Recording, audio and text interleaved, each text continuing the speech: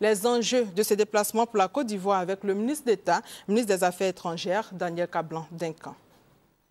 Cette visite est due à l'action personnelle du président de la République qui, lors de son déplacement au mois de juillet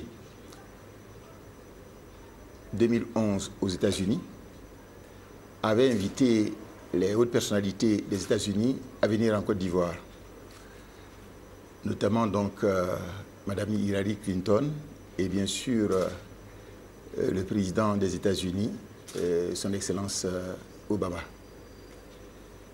Et je dois dire que 7 mois après, nous voyons que cela devient une réalité en ce qui concerne Madame Hillary Clinton.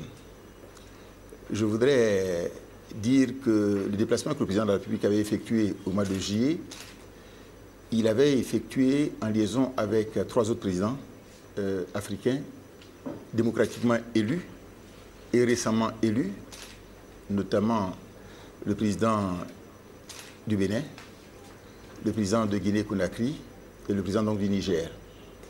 C'était une visite de qualité.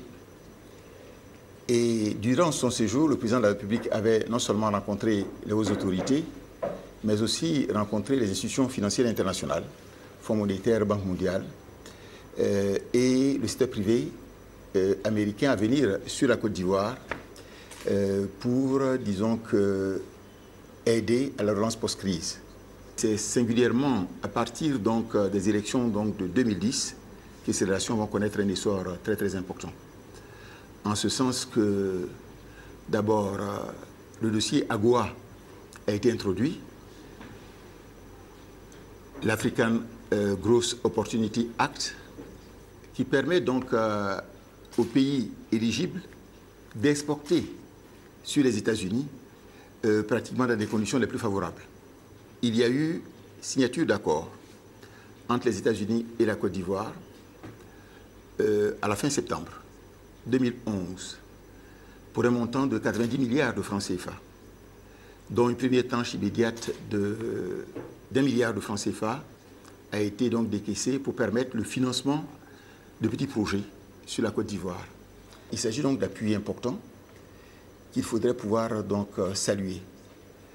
Par ailleurs, disons que la Côte d'Ivoire, depuis le passage du président de la République à Washington, discute avec les autorités américaines pour obtenir ce qu'on appelle le MCC, le Millennium Challenge Corporation, qui permettrait donc à la Côte d'Ivoire d'être éligible pour au moins 800 millions de dollars à 1 milliard de dollars, c'est-à-dire entre 400 milliards de francs CFA à 500 milliards de francs CFA, et pour permettre donc de financer le développement.